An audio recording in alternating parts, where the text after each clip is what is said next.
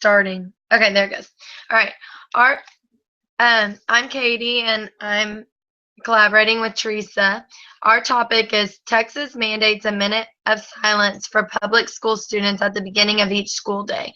What is the purpose of the law, and does the actual act of observation serve the stated purpose? What guidelines direct this moment of silence? Invocations and benedictions are common at high school graduations. What guidelines should school districts follow when providing for the address of invocations and benedictions? Is it legal to allow prayer before football games in Texas? If so, what guidelines should school districts follow? So to start off this topic, we're going to talk about the RVAA. In 2007, the state of Texas enacted the Religious Viewpoints Anti-Discrimination Act, also known as the RVAA, a statute that addresses religious expression in public elementary and secondary schools. The statute includes a provision requiring Texas schools to establish a limited public forum for student speakers at all school events at which a student is to publicly speak, and prohibiting schools from discriminating against religious viewpoints in this context. Thus, the RVAA requires public elementary and secondary schools to create a multitude of opportunities for prayer or proselytizing from the state's podium during school events that students are required or encouraged to attend. As a result, the RVAA raises Establishment Clause issues and creates large litigation risks for Texas public schools.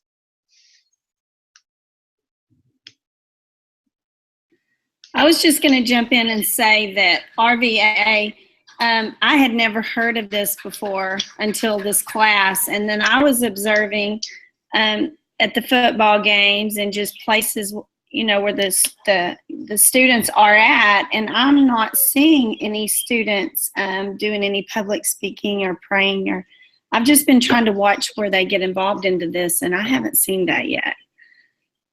I know, since learning about this, I was thinking back in high school. I haven't been to a football game at a high school football game since I was in high school. So that was what, 6 years ago? And actually people do, they're like, why don't you go? You know, because I teach where I went to school. And I'm like, well, I don't know. I don't know. But we didn't pray before our football games either. And I know the football boys, they did a prayer and they knelt. The cheerleaders, we didn't pray.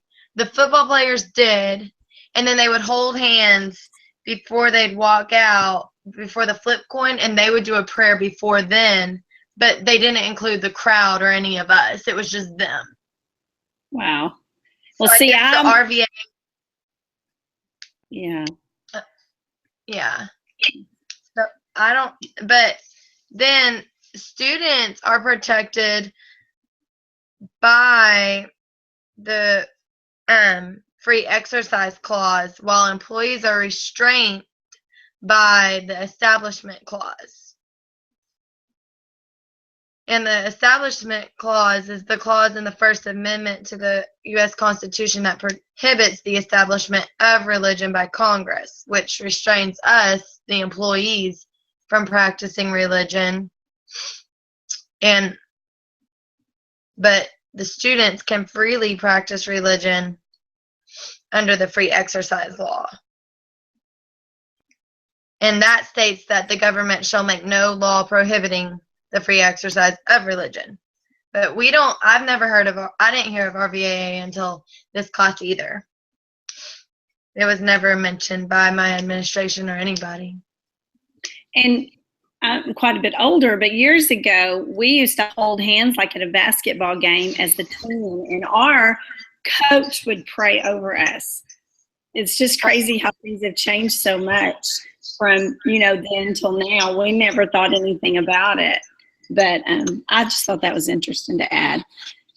I guess I'm going to read the law here. The board of trustees of each school district and the governing board of each open enrollment charter school shall provide for the to observe for 1 minute of silence at each campus following a reciting of the pledges of allegiance to the United States and the Texas flags under subsection B.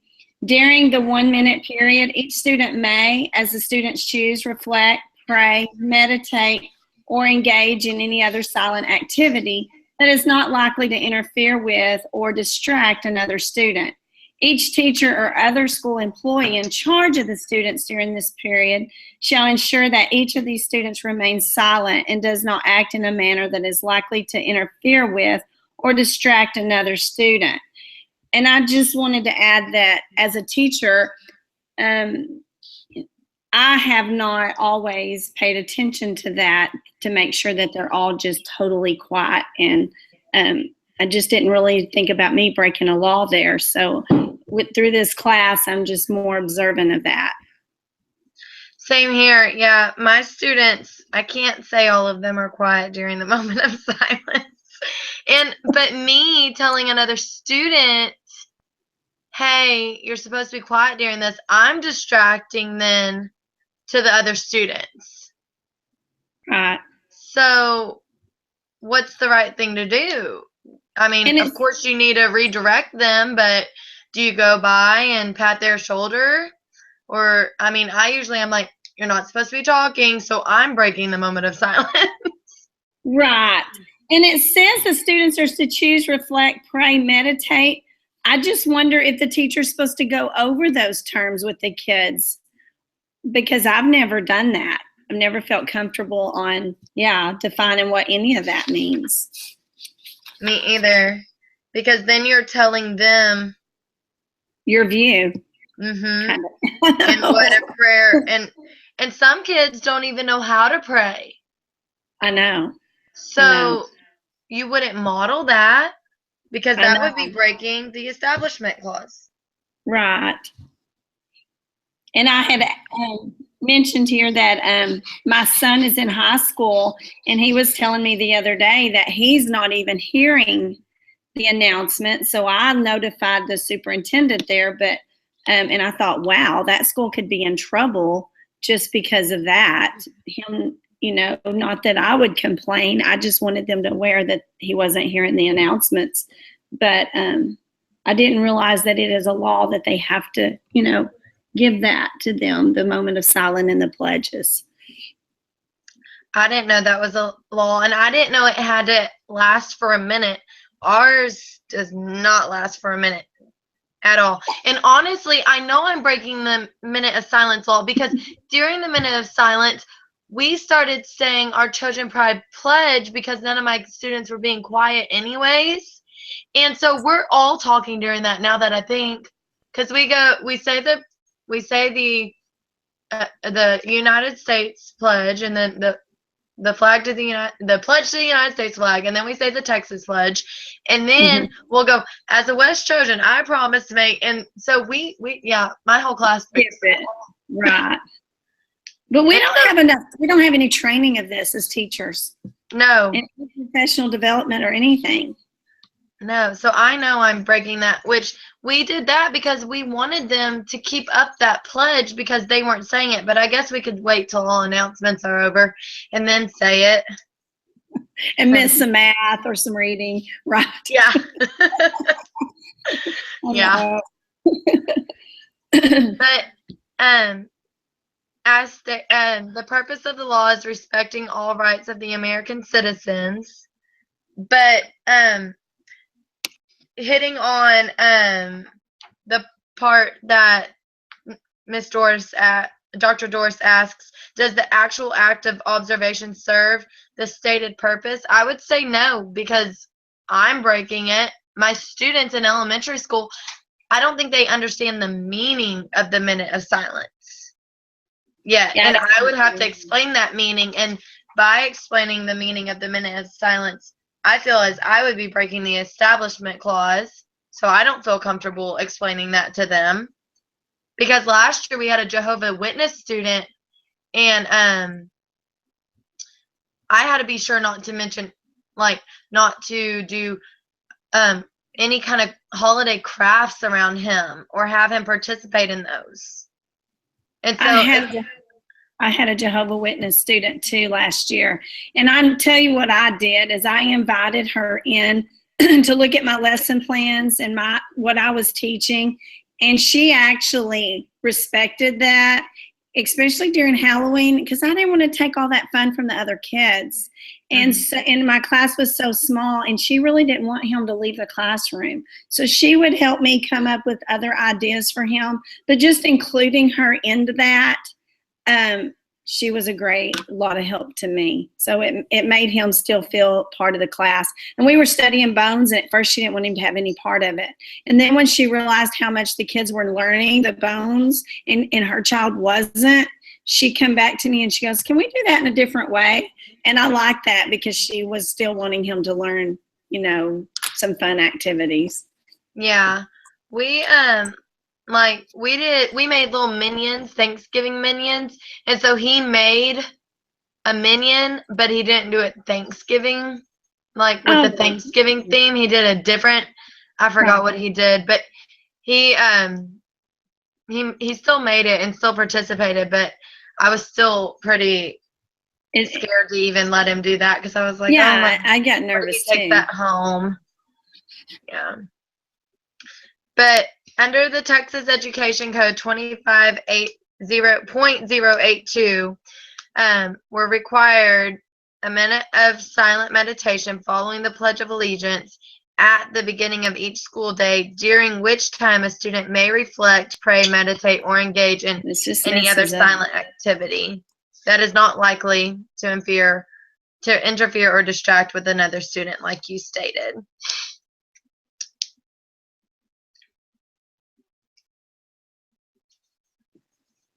Mine is messing up. Is yours? Yes. Okay. We'll just go on with it. Yeah. Do you want to talk about the court cases, or do you want me to? I can. Okay. Well, let me see what I was wanting to talk about. The moment of silence in schools is allowed by law as long as it's generally neutral. In 1985, there was a U.S. Supreme Court ruling in Wallace versus Jeffrey found that the Alabama law allowing public schools to start each day with a moment for meditation or voluntary prayer was unconstitutional. But that has since then been what's the word I'm looking for? Revised. Yes, it has. And I'm going to go a little bit older of a court case called Engel versus Vital. Maybe that's how you say it. 2 years ago.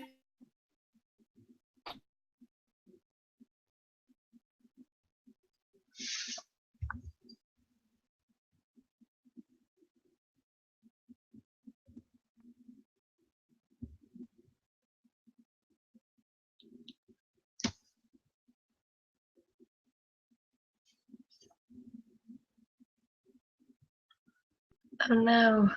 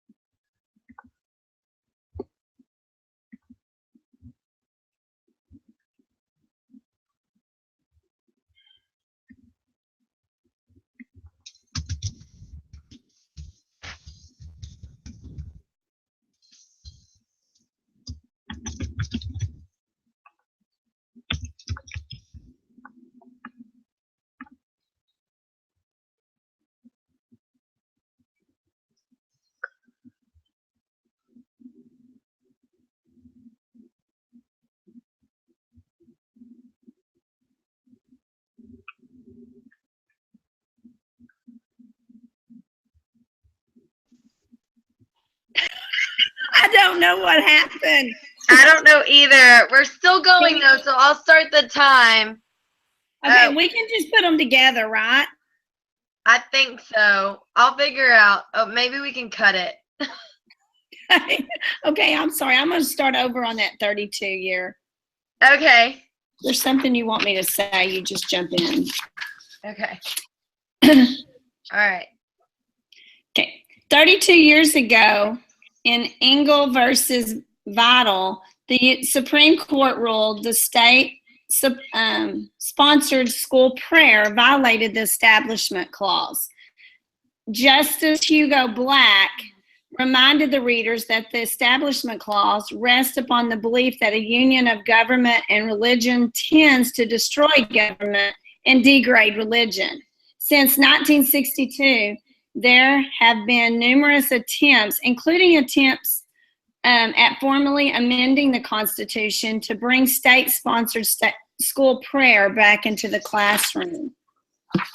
And I hear people say that a lot, saying if we just had prayer back in the schools, things would be better. So I'm thinking that's what that's talking about. The current wave of attempts, which began in the mid-1980s, is the movement of silence ploy. In the 1985 Wallace versus Jeffrey decision, which I talked about earlier, the court struck down the Alabama state statute, which authorized a moment of silence to be used for meditation or voluntary prayer in the public schools. The court applied the Lemon versus Kurtzman standard of review, known as the Lemon test, to the Alabama movement of silent law, which is the frequent employed by the court to review the Establishment Clause cases.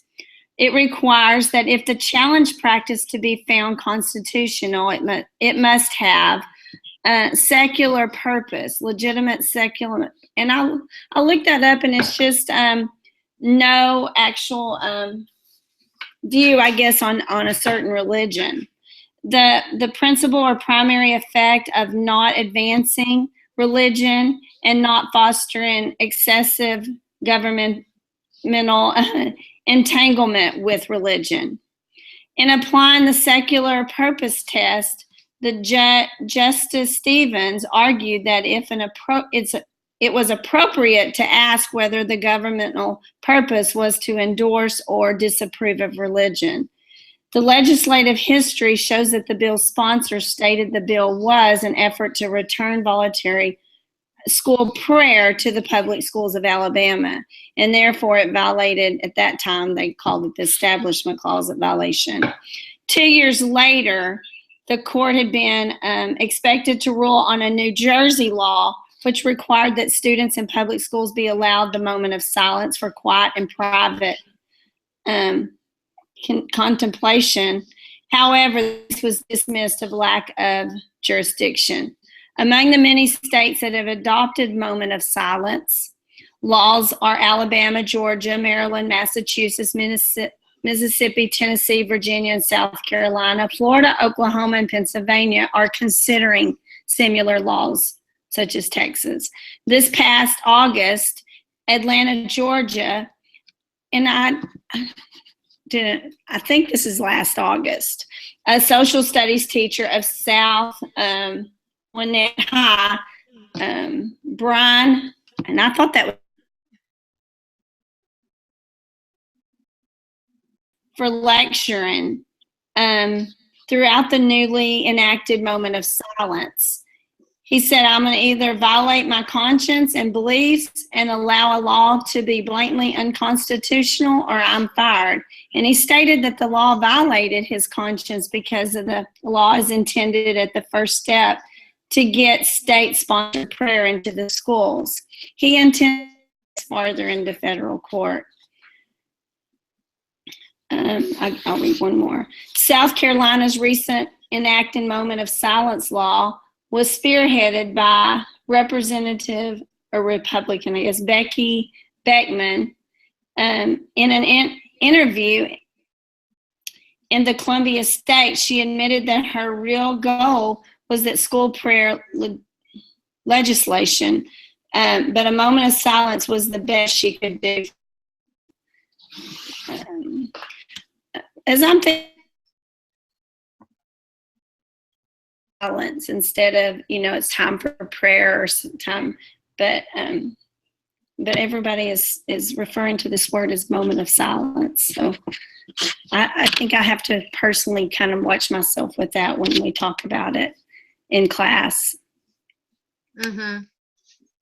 I agree. Yeah. Along with the minute of silence that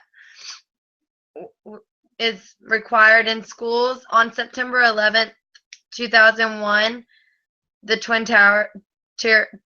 Towers terrorist attack for that year.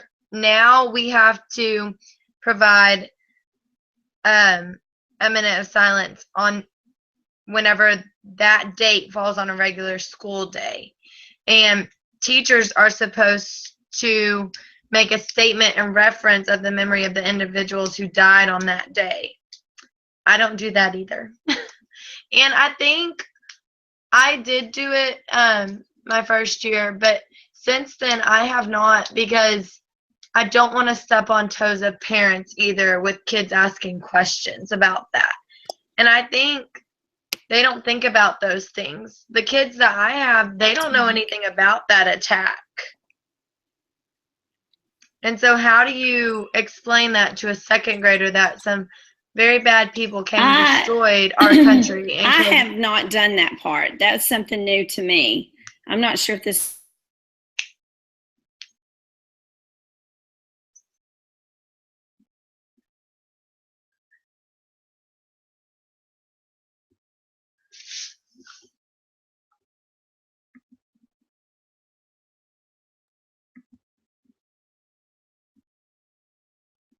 Okay, now I see you.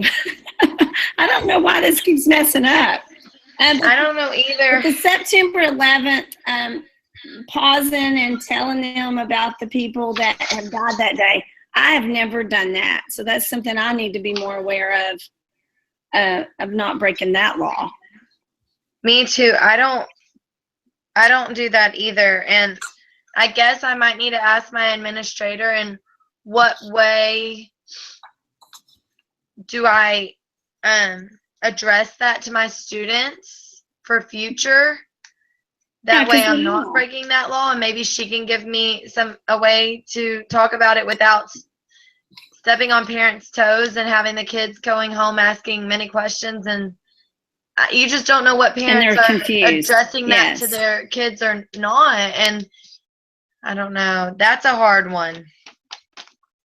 That's a very hard one. Because, I mean, last year my students knew more about the attack that happened in Paris than I thought they would know.